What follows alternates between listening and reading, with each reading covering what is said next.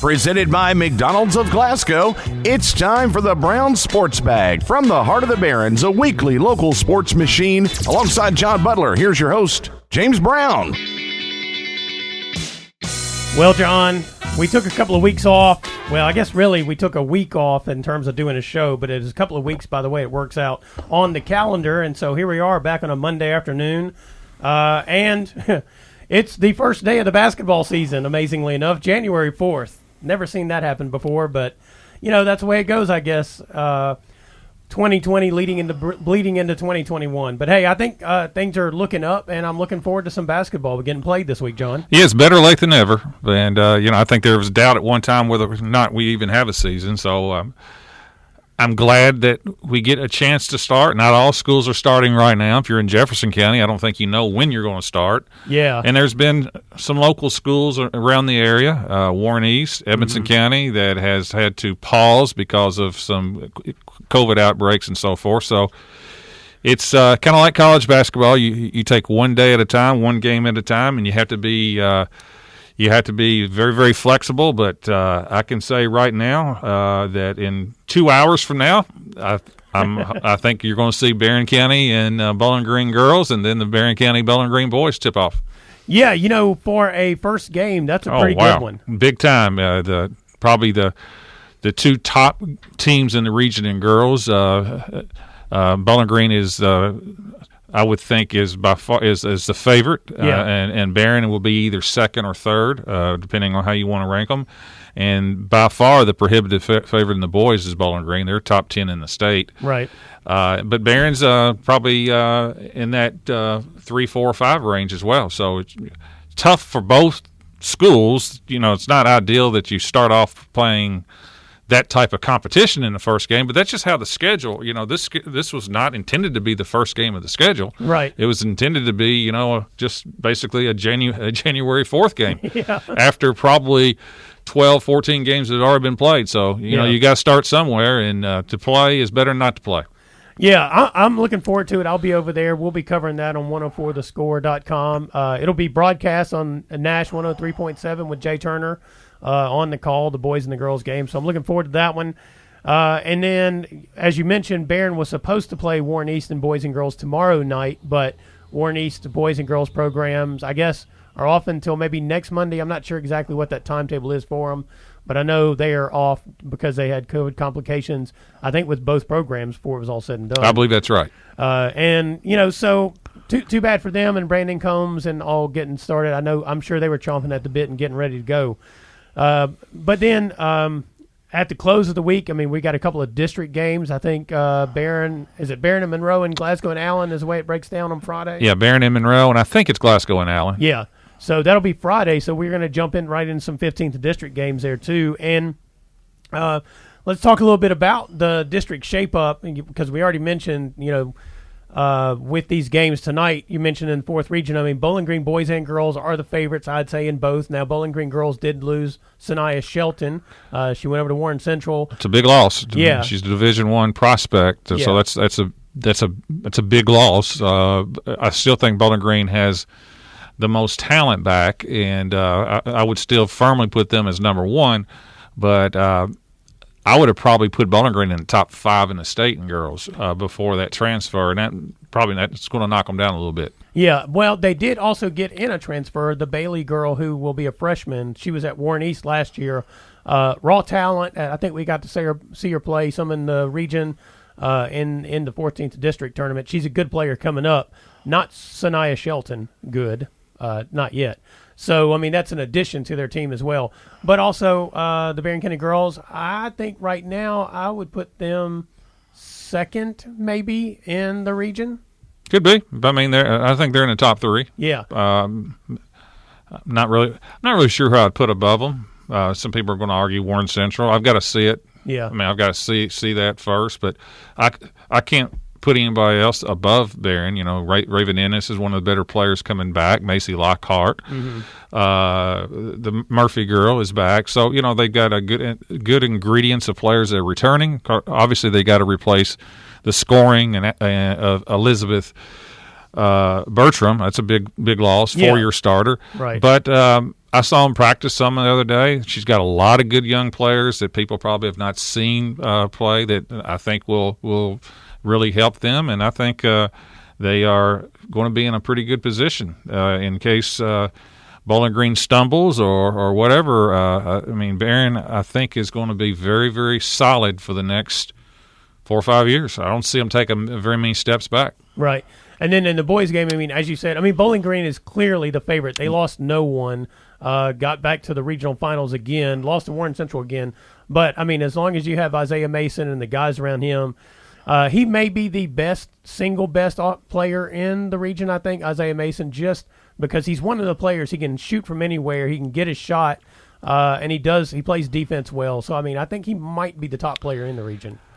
Normally, it's a huge advantage. Oftentimes, when you get to the finals of the region and lose, if you got a lot of those players back, it's a big motivational factor and help the next year.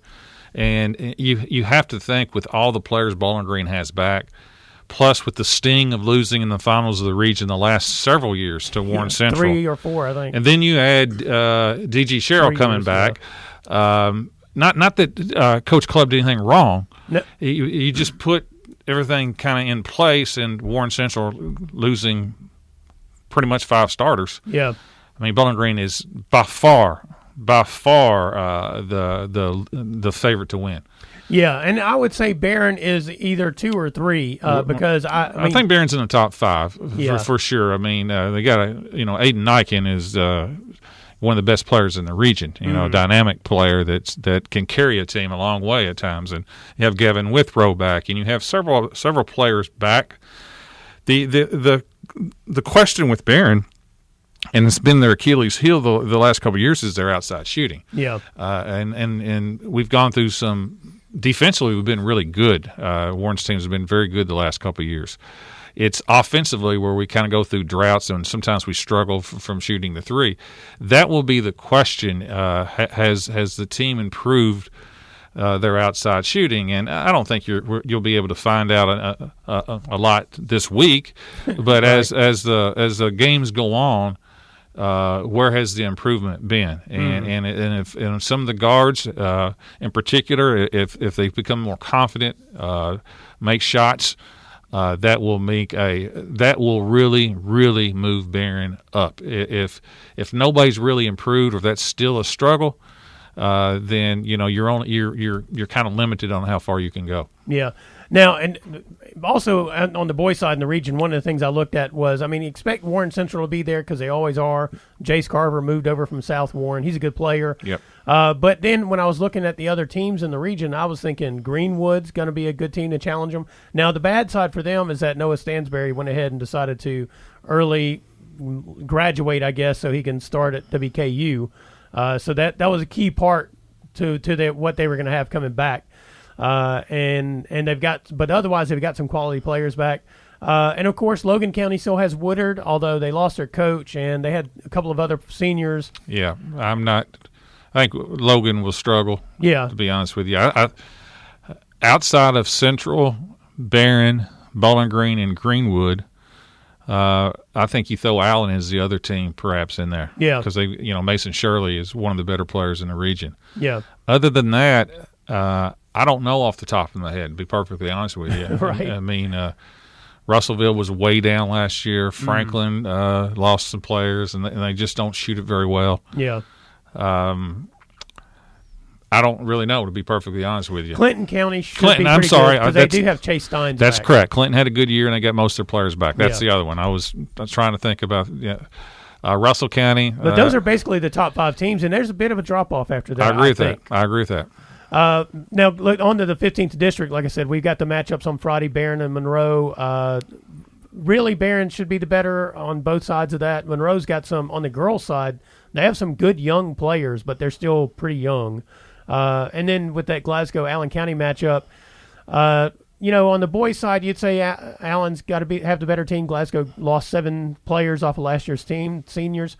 That sophomore class they had, which will be juniors coming back at Glasgow, I think they're good basketball players, but they're not real big. They don't have very many big players. It's a bunch of guards. Well, the thing about the Glasgow boys is that the pressure is off of them. I really thought the pressure of trying to win a region last year really kind of got to them at times, with the addition of the injuries. Yeah. And, they couldn't, they had the early injury to Kirkpatrick, and then Franklin got hurt again, and, it just things kind of spiraled, and I think the desire to kind of, sometimes when a class is hyped, and they, they had a lot of hype, and they also had a lot of success too, don't get me wrong. Right. During their career, and they looked like to me a team that was just under enormous amount of stress last year to achieve everything they could. Yeah. Well, that's gone this year, and there's not a lot of expectations. Right. And sometimes when there's lower expectations, you take that pressure off and just play, and the game becomes fun, and you can improve that way. So I don't think Glasgow is going to be a team that's going to threaten for a regional title this year, but I do think it's going to be interesting to see how much they can get better.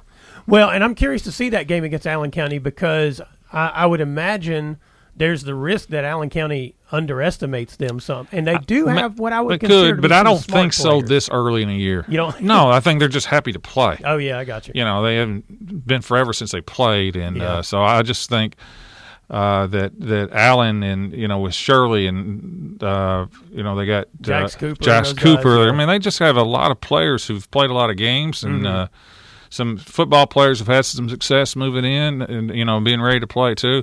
Just think Allen is going to be a tough team for a lot of teams to handle this year. I mean, I expect them. They're probably going to win. I was going to say 18, 20 games, but I don't know how many games you're going to get in. But I think they'll. I think they'll win a vast Their majority of percentage games. will be like that, right? I agree. Yes.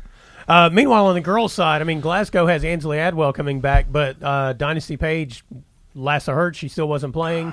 And Allen County, they were a team bit by the injury bug last season, and that really showed in their regular season, but they were a more competitive team at the end of the season than they were at the beginning. Yeah, both teams, Allen and Glasgow had trouble scoring at times, and that's Allen's weakness last year was their outside shooting, just their shooting. They just did not shoot the ball very well, and they were competitive, and Coach Dunn did a very good job. They guarded well, and they played a lot of competitive games, but eventually you got to make some shots. Right. And again, I'll have to see if they've improved in that part. And the same thing with Glasgow. They're going to have to find ways to score. Now, listen, losing Coach Stinson is a big loss. He's a heck of a coach, but they got a good coach to replace him. Yeah. Craig Pippin's won a region at Russell County. He knows what he's doing. Yeah. So it remains to be seen. I think Barron's a clear one in the district, and the 2 and 3 I think is definitely between Allen and Glasgow, and then Monroe. I do like a couple of their young players, but they've taken a lot of losses the last couple of years. They're going to have to find a way to gain some confidence and get some wins. Yeah, I'm curious to see what Pippin does to get Ansley Adwell offense, because we kind of knew how Stinson was going to do it, and we saw it, and it was effective. So it's going to be interesting to see what that change looks like. Whether he runs more motion. Or runs her off the ball more and tries to let other people set her up. Because they do have some guards who are not bad. They were just real young in the past, and so now they're going to be thrown in the fire, which probably was not the expectation initially coming for the season. So it'll be interesting to see how those players adjust. And then, Adwell, it'll be interesting to see how this goes for Ansley Adwell, because she's obviously a very good basketball player, and we'll just see what she's worked on in the off season and how much she's improved between between last season and now. I think she's the only senior on the team as well. I believe that's right. Yeah. Well, she's already signed to play at Bellarmine. Yep. So the pressure's off. Just go out and have a good year. Yeah. Look, she gets to have a season. She gets to have a senior season. She could just play loosey-goosey. That may be fantastic. That would be my recommendation to her. Yeah, seriously. It takes all the pressure signing early. Yeah. You just go out and play. Yep. Real quick, let's talk about some of the restrictions for the home games for Barron County and Glasgow. I know Glasgow's got it's severely limited for a period of time. Now, they didn't tell me exactly how much time. I'm going to guess about 2 weeks. I think that's what the KHSA had said. They were going to, I think it's 350 is their total capacity for the first couple of weeks at Glasgow. Most of that's going to be parents of players, essential staff for the game, that kind of thing. I believe Barron's guidelines are very similar to that. Barron's for the first 2 weeks, each player is given 4 vouchers. Mm-hmm. And if you show up with a voucher, you have to pay. Right. But that's all. Nobody else. There's no teachers, no coach's card. They're not selling general admission tickets for the first 2 weeks. So, if you're listening to the show and you just want to come to the game tonight, if you don't have a voucher, you're not getting in. Right. And that's for the first 2 weeks. Yeah. After the first 2 weeks, it then goes to 15%. Mm-hmm. But the 15% includes the players that are playing, the referees, right, the administrators who are there, and whatever. And so there'll be more people in a gym, 15%, and there may even be some general admission tickets possible. Mm-hmm. But that's after the first 2 weeks. Yeah. And I think that is a consistent 4th region rule as well. Yeah. You have to be temperature checked before you come in. Masks are required. All that stuff as well applies to for the first 2 weeks and the remainder of the year. Yeah. So, I mean, if you But don't come these first 2 weeks. No, so do not come unless you have a voucher. That's just bottom line. Well, and so I was going to point out that, like I said, for Barron, you can hear the games on Nash 103.7. We will have coverage on 104thescore.com for Barron, Glasgow, and Caverna. So we're going to try to get photos, videos, write-ups from the games, that kind of thing, if you want to know what's going on. I know both those school districts, and I think Caverna as well, has a setup to live stream their basketball games. Have to go to their website, school website, and find out the information. Yeah. So if you want to, there are ways to know what's going on, even though it's very limited as to who can actually be at the games. That's correct. All right. This is Brown Sports Bag brought to you by McDonald's of Glasgow. We'll be right back. Presented by McDonald's of Glasgow, it's back to the studio with James and John, the Brown Sports Bag.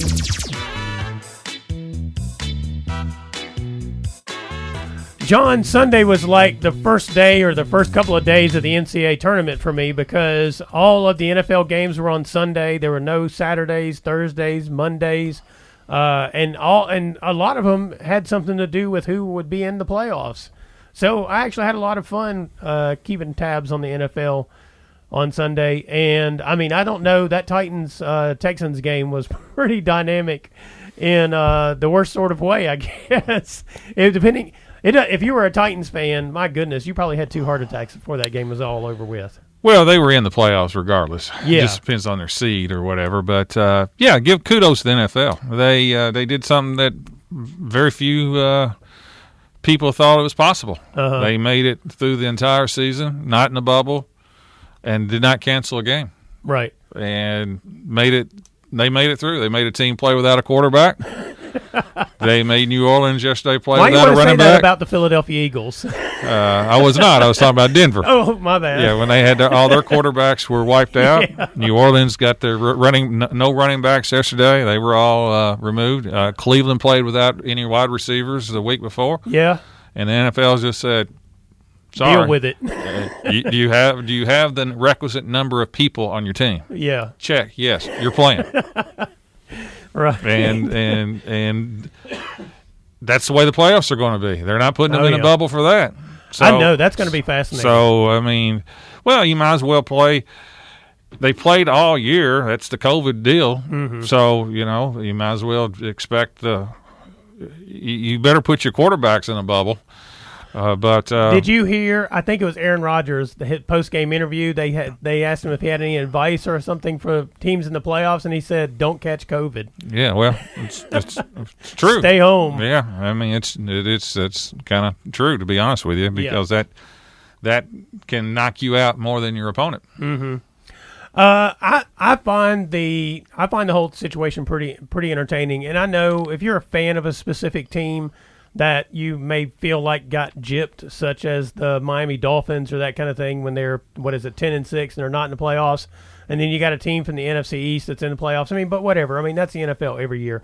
But I do find the whole thing pretty. It's been a lot of fun. I have to be honest because of the randomness has actually made it more interesting. To me. It's the best run professional league in my opinion. You can win any year. You don't have to be in the bottom of the league always. They have a hard salary cap that makes it possible, where you can be on top one year and be on the bottom the next year because of that hard salary cap. And you need a collection of players to win, unlike the NBA where you just get one player, maybe two, and you can win it consecutively. You can't do that in football, in the NFL, and it's a parity is where it's at in the NFL. If you are a consistent loser in the NFL, then that means you probably have bad ownership, bad coaching. Yeah, I would say if you're a consistent loser in the NFL, it actually probably starts with the ownership. That's correct. Detroit, people like that. Yeah, I would even throw the Redskins, the former Redskins, the Washington team in that list. I mean, I know they're in the playoffs, but they tried not to be. If not for whatever that decision was that Doug Peterson made for the Philadelphia Eagles, they probably wouldn't be. We'd be looking at the New York Giants. And to be honest with you, out of the four teams in the NFC East with Daniel Jones on the field, I thought the Giants were the best team of the four of them. Now, without him on the field, they might have been the worst. I'm not sure. But anyway, neither here nor there. Let's look at what we have 6 games that'll be played next Saturday and Sunday. Well, this coming Saturday and Sunday. 3 in the NFC, 3 in the AFC. They added a team to the playoffs, so there's only one bye, which I actually like that. Yep.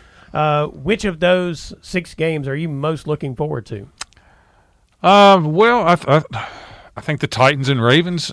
I mean, not just because the Titans are on our radio station, but they're close by, but it's a rematch of last year when the Titans went to Baltimore and knocked them off. Yeah. And it should be a really good, high-scoring game. You got the Titans, but you also have, there's a lot of Lamar Jackson fans around here, too, with the Louisville connection. So I think that should be a really good game.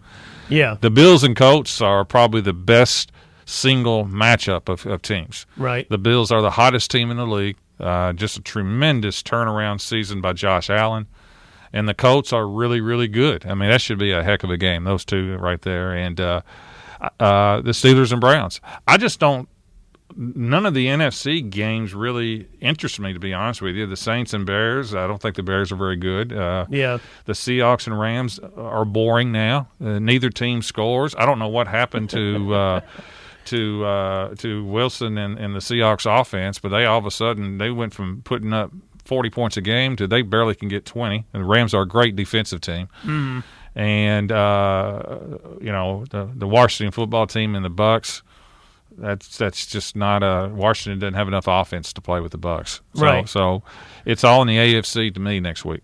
This weekend. Yeah, I am with you on that. And I'm the one I'm most looking forward to is that Titans Ravens as well, because the Titans pass defense has not been good, but their run defense isn't bad. And meanwhile, the Ravens' passing game is sketchy sometimes, but their run game is fantastic. Well, the Titans hadn't been able to stop anybody. Well, I mean, they can't. I mean, you watch them play, and they give up pass plays, like they give up big pass plays, and they probably give up run plays as well. They're just not as evident to me, I guess, by the look test. Yep. And I think the Ravens are probably. There was a period of about 3 weeks, maybe a month, where I was like, maybe the Ravens aren't very good. But then I had to go back and remember how many players during those 3 weeks were out because they were COVID positive, not just close proximity. And we saw the first week that Lamar Jackson was back, he did not look good, but he's looked good the last 2 weeks. Speaking of that, it's fitting that the Titans and Ravens are playing each other because those are the two teams that have been affected the most by COVID this year. Yeah, that's right. Yeah, the Titans early in the season. Yeah, they were hit hard, and so the Ravens, and I think I'm right on this, both teams have been fined by the NFL, too, for breaking of protocol with that. And the Raiders were as well. Yeah. Well, so that's an interesting matchup. The Steelers and Browns will turn around and play each other again. They just played this past Sunday, but, of course, Roethlisberger did not play in that game. And The Browns are another team. Their offense is pretty dynamic. Their defense looks good, but they also just seem to give up big plays on the defensive side. Seem to, but it's an organization that has finally got over the hump. Maybe it looks like they finally have settled in on the right general manager, the right coach. Finally, they went through a bunch of them. They brought in some type of. You watched Cleveland play now, and it looks like they have a plan. I mean, that's right. It's a heavy emphasis on running the football and play action and using Baker Mayfield the way they should use him. Yeah. So they look like to me to be a team that's actually for real, and maybe a team. The game will probably be low scoring between the two, but that should be a good game. But the Bills and Colts should be a fabulous game, to be perfectly honest with you. Yeah. I kind of look forward to the Seahawks-Rams game, but not necessarily because I expect it to be a good game in terms of fun to watch. Well, whoever gets to 20 wins. Well, and that's the thing. I mean, there have been times like I've seen the Seahawks and Rams play this year 2 or 3 times, and there are plays where I watch either one of those teams, either one of them, I'm like, they're as good as anybody. And there are plays I'm like, who are these people? I just don't know what's happened with Russell Wilson. I mean, he was probably after the 8th or 9th week of the season, he was the favorite to win the MVP. Yeah. And they all of a sudden they can't score anymore. I just think what happened there was I believe the Seahawks are a case of they've put too much on the quarterback without providing enough around him. And you ask him to do so much, and he can for a while, but everybody's going to break down at some point. And I believe he's hit that point in this season where he broke down physically at some point in time. That has to take a toll on you. And the Rams, they're very questionable at the quarterback spot. They're good at their defense is probably the best in the league. Probably, yeah. They run the ball well. They got a really good coach. But it's like a team that has a question at quarterback is like a basketball team that has a question at the point guard. Right. That's the one place that you don't want a question mark. Mm-hmm. And it's just really hard to overcome that weakness. All the talk about the offense that they had developed for the Rams and that kind of stuff and how Jared Goff fit into it before they played in that Super Bowl with the Patriots and scored 3 points. One of the things that I think people just overlook is the fact that offense was really built around Todd Gurley and then building off of what he did and the defense playing well. And they still kind of have the same defense capability, but they've not found that running game since then. And even this year, I don't remember if it was a game against the Seahawks where they went to the 2 tight end set and they had Cam Akers in there and they were just running him, but then he got hurt. They've not been able to keep a running back on the field. And Goff is just not a quarterback without that dynamic built in, maybe like Baker Mayfield. Well, he's got a broken thumb now. Well, yeah, he's even worse at the moment. But kind of maybe like Baker Mayfield that he plays better off of what happens around him versus being asked to do something. He does not handle pressure very well. I'm not talking about stress. I'm talking about the blitz and things like that. If you get up in his face, he really, really struggles. They're a team like Cleveland. Team like Baltimore, actually, that has not played real well from behind. Right, yeah. So that's I do find that game interesting because I think both of those head coaches are good, and I think they have good staffs, and I'm interested to see what they do in that game to try to counteract what they don't do well, and neither one of these teams right now score very well. So I think that's the part that interests me between the Seahawks and the Rams. Yeah, I agree. Who do you think is going to win the Super Bowl this year, John? I think it's Green Bay. I'm pretty confident that Green Bay, absent a COVID or something happens to Rodgers, is the best team in the NFC. Yeah, I think the only team that can threaten them would be New Orleans. Yeah, but I like Green Bay, and I really honestly think it's between Buffalo and Kansas City. The other one, Kansas City has just kind of done enough. They're 14-2. They still have a dynamic player, but Buffalo is playing incredibly well right now, incredibly well. But they almost are playing too well and getting too much attention, and we'll see if they can handle that. Yeah, as they say, when the playoffs start, a lot of times the other team's coaching staff starts figuring out what you do well, and they are good at taking that away. That's why you're in the playoffs. Maybe not that first round, but as if you get a Bills Chiefs matchup, or even this Bills-Colts matchup, because I think the coaching staff for the Colts is pretty good. They're good. I think those will take away the things that you like to do, and we'll see whether or not these other whether the other parts can figure out how to overcome that. Hard for a Dome team to win in Buffalo.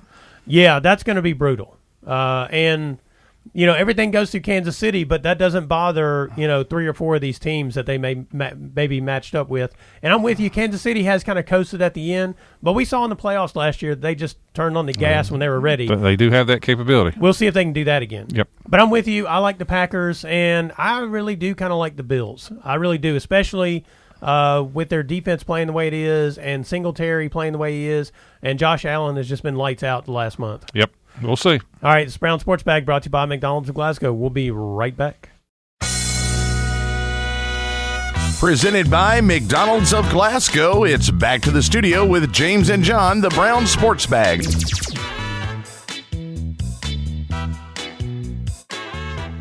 Well, John, I'm just going to jump off on this one to get your opinion right out of the gate.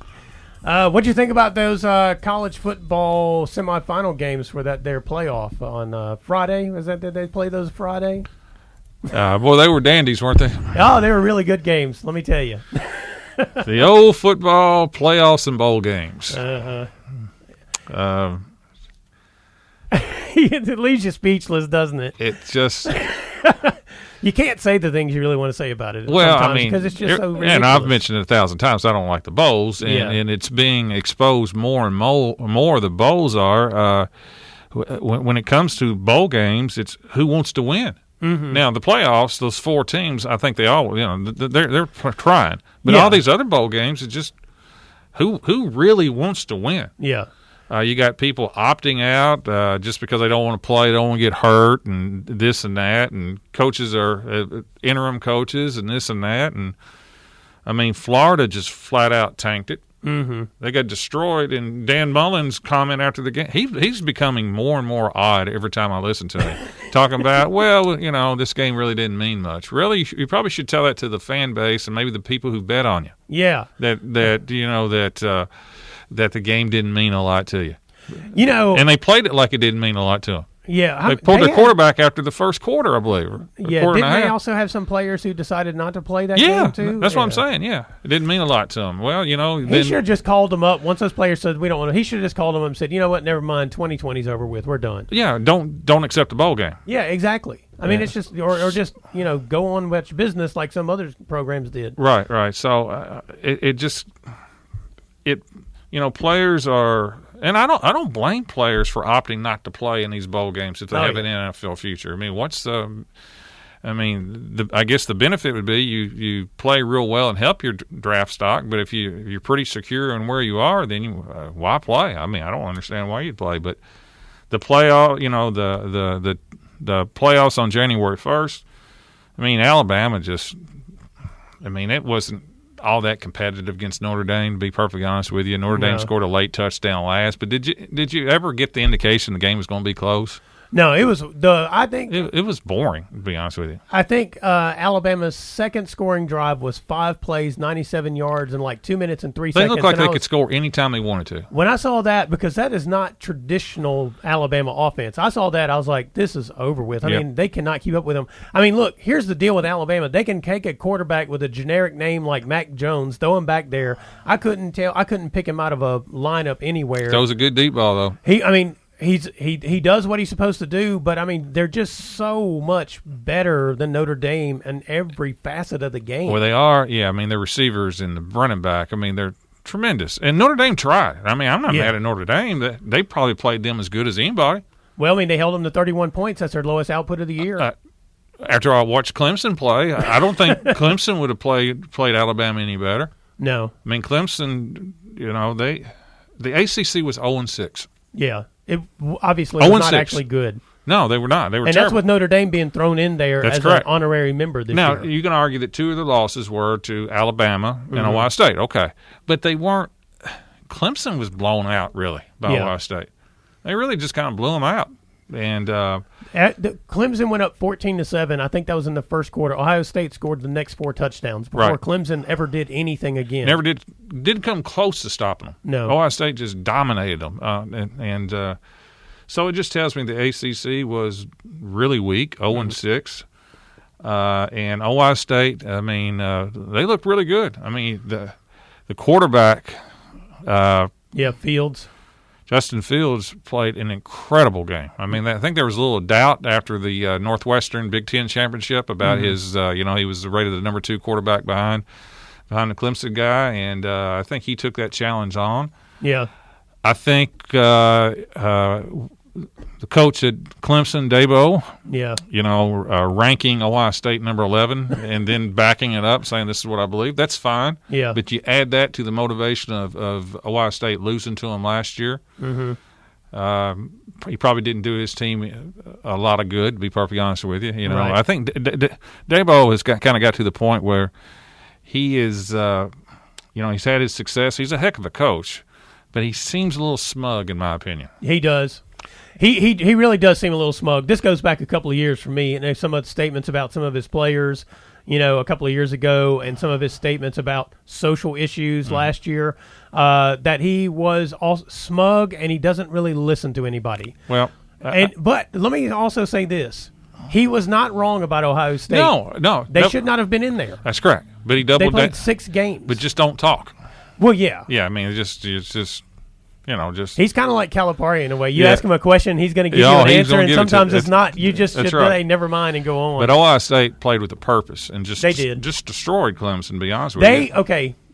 They took the – we can talk about whether or not they should be there, but they took the idea that they shouldn't be there to heart. Yes. And wanted to prove a point. Yeah. And Clemson, I think, was definitely not as good as we thought they were. After they beat Georgia Tech 72-7, their defense, I know they held Northwestern to 10 and Notre Dame to 10 or whatever in those last couple of games, but I don't really actually think they were as good as we thought they were. Now, their offense, I thought it might be a shootout between those two teams because I wasn't sure Clemson's defense was that good or Ohio State's was that good for that matter.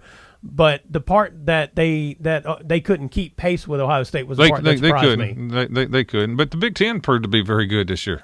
Well, I mean, they didn't play a whole bunch of games, so they were pretty well rested by the time they got to their bowl games and that kind of stuff. I think that's got to be a factor. It's probably an advantage. Yeah. It's exactly right. Probably an advantage. But the ACC going 0-6 is not good. And Conference USA, we're big Western fans. They didn't win a game either. No, they were worse than the Sun Belt, the conference that WKU left to go to Conference USA. Conference USA used to be the Sun Belt had a good record. They did. But, Conference USA used to be that conference that was like the second tier and real close to the top there. I mean, it was down maybe the MAC. A little down this year. Yeah, they were. Well, it was more than a little down. Yeah, and it was quite awful when you get right down to it. One of the better teams in the conference this year fired their coach, Marshall. Yeah, that was nonsense. Somebody is getting themselves a very good football coach because he's done a great job at Marshall, which is not a historically outstanding football program. Yeah, I agree. Well, Kentucky, we're going to mention them? Yeah, go ahead. Tell us, they beat a ranked NC State team 23-21. Well, again, that's a feather in the cap of the SEC. I mean, Ole Miss beat a ranked Indiana team. Yeah. And Ole Miss had a losing record. Well, Indiana Mississippi didn't have their quarterback. Well, I know. Okay, but Mississippi State wins against a ranked Tulsa team. So the SEC played really well, to be honest with you. Mississippi State won, and then Mike Leach managed to find himself maybe a way to get fired after one season. It was embarrassing, and his laissez-faire attitude afterwards just kind of doubled down on that. But Kentucky, give them credit. Listen, to me, they're just no fun to watch. I mean, they cannot throw it a lick. But but Stoops has won 3 straight bowl games. Kentucky, glad for them, but they tend to, their attitudes at times in bowl games ain't the best in the world either. And they had a lot of penalties in the skirmish last year in the bowl game. This year was same thing, a lot of penalties, unsportsmanlike on both teams from Kentucky and North Carolina State. But give them credit; they've got a physical running game. Mm-hmm. Their defense is really good under Stoops. He does a heck of a job with that.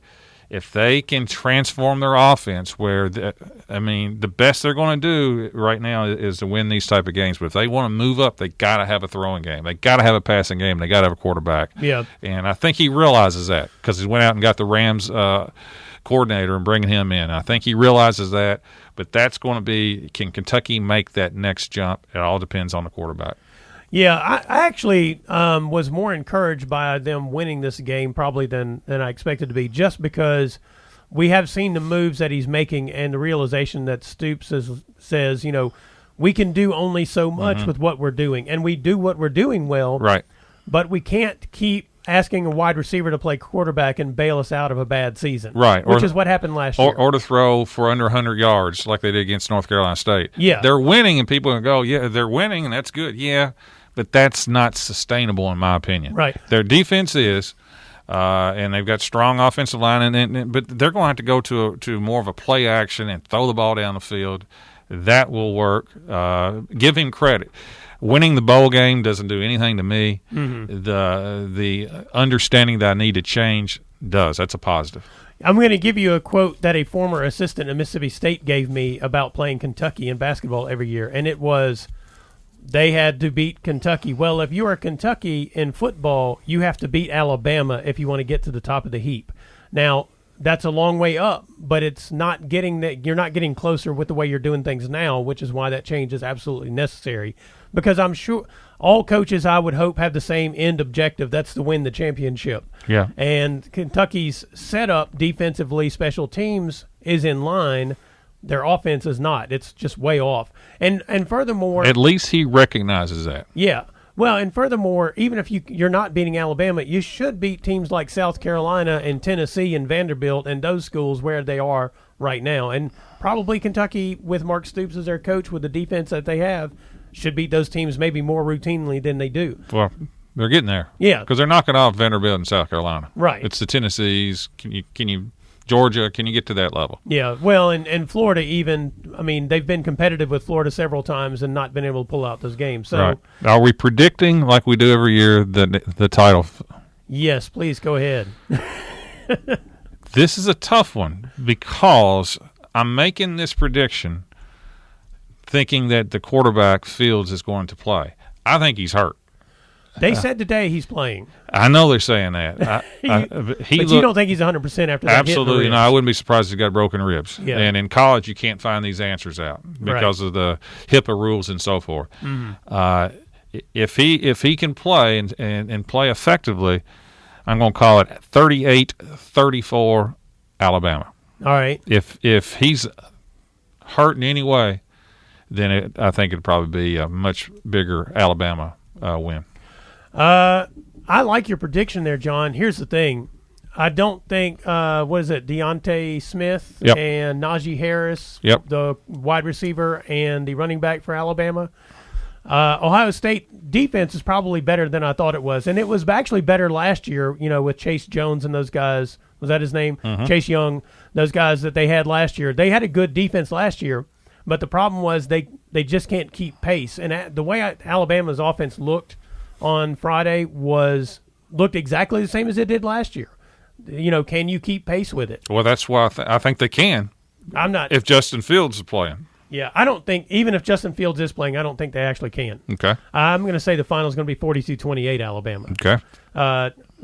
Look, Alabama, I knew they were putting up points during the season, but as we discussed during the season, the SEC probably wasn't as good as it had been. Maybe Alabama's just so good that it made everybody else not look as good. But I go back with you on the bowl games. Yeah, those teams won the bowl games from the SEC, but that didn't mean anything to me, to be honest with you. It really didn't. Right. So I just think Alabama is that far ahead this year. I thought maybe Clemson was a little closer, but they weren't. They weren't. We'll be curious to see with Ohio State still, as we talked about already, not playing as many games, if that is a benefit. I know it's far out, but we'll see. But I'm going 42-28 Alabama.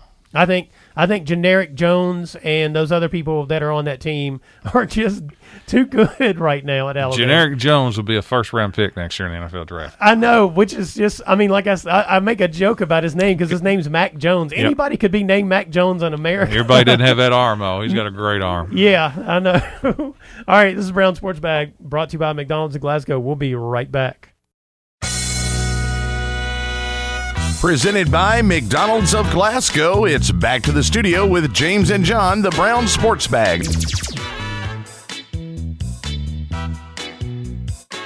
John, one thing I forgot to mention in that previous segment was that Glasgow's own Tanner Bowles plays for Alabama and got some snaps against Arkansas. I think 14 against Arkansas, played against LSU and Kentucky. He comes off the bench. I didn't know that. I mean, I knew he was down there. I didn't know he got good for Tanner. Yeah, he redshirted his first year, so he's a redshirt freshman. I'd be surprised if he sees play in the championship game, but he'll get to have that experience on the sideline. So congratulations to him.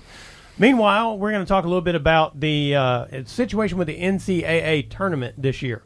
It has been, I guess, confirmed and maybe even finalized that the whole of the NCAA tournament will be played in and around Indianapolis.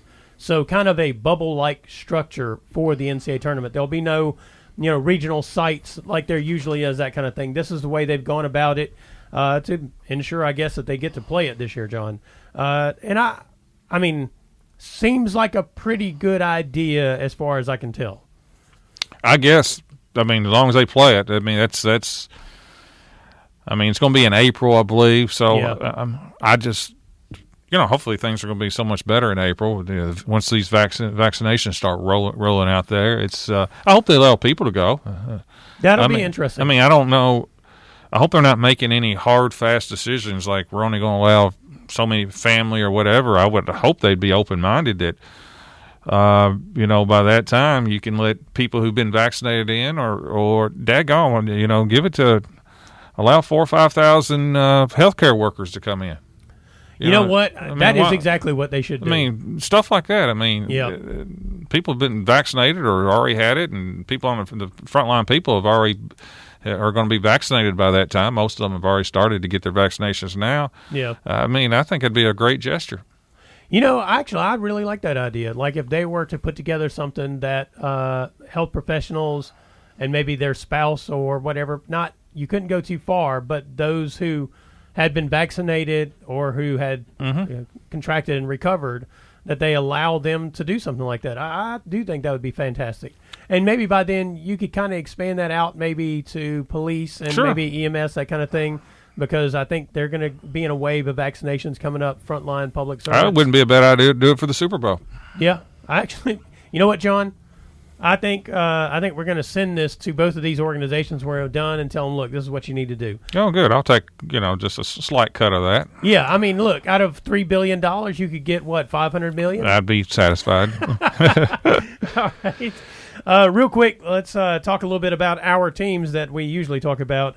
Louisville, 7-1, 2-0 in the ACC. We didn't get a chance to talk about the fact that they beat Kentucky 62-59. What an ugly game. Yeah. I mean, neither team looked like quality basketball teams. No. But Louisville, they were still coming off their COVID deal, and then they played much better and got a good win at Boston College. I mean, David Johnson is a really good player, and Louisville still has some players that are out due to injuries, but they're 7-1. Yeah. Give them credit. I can see improvement down the road. Yeah.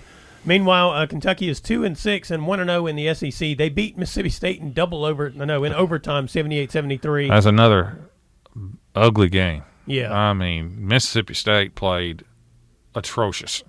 I really don't think they're actually good. I don't think so at all either. But the good news for Kentucky is they got, for some reason, Cal, in his stubbornness, refused to play Dante Allen, a Kentucky kid who can flat out shoot on a team in which nobody can shoot. Right. And he took incredible amount of heat over not playing a shooter, and he finally kind of caved in and played him, and Dante Allen was 7 out of 11 from 3. Yeah, really rescued them. 23 points, and I just think it makes Cal look almost even worse, to be perfectly honest with you. Like, I mean, one of the things in coaching is you may disagree with coaches' strategies and things like that, but generally most coaches know to play the right people. I mean, that's kind of the basic thing. And when you're playing the wrong person, Yeah. it's really strange. And they won that game, and Cal got thrown out, and probably their best NBA talent is B.J. Boston. Never got back in the game in the last 5 minutes of the game or double overtime. They just kept him on the bench, and they let Dante Allen and Starr and the two guards play, and the All-Americans kind of sat on the bench. Yeah. You just mentioned something. David Johnson's playing well for Louisville. Dante Allen finally got in from Kentucky, both from Kentucky. Imagine if Cal actually attempted to recruit Kentucky might happen, because also WKU with a bunch of Kentucky players on it, 8-3, 1-1 in Conference USA. They split at Charlotte. You're going to see a lot of that this year. I think so too. That schedule is going to be difficult It's for the brutal. away team. It's like a baseball doubleheader. You Yeah. rarely see a baseball doubleheader team sweep, playing back-to-back, same team on the road. Just very difficult, especially the two teams are close. Yeah, and so they won the first game regulation, lost the second one overtime, but you're right, it's going to be like that. It's Brown Sports Bag, brought to you by McDonald's in Glasgow. We'll be back next week. Thanks for listening, and be sure and join James and John once again next Monday at 4 for the Brown Sports Bag, a local weekly sports machine presented by McDonald's of Glasgow. Coming soon to your FM dial, this is Fox Sports Radio, WCDS Glasgow, AM 1230.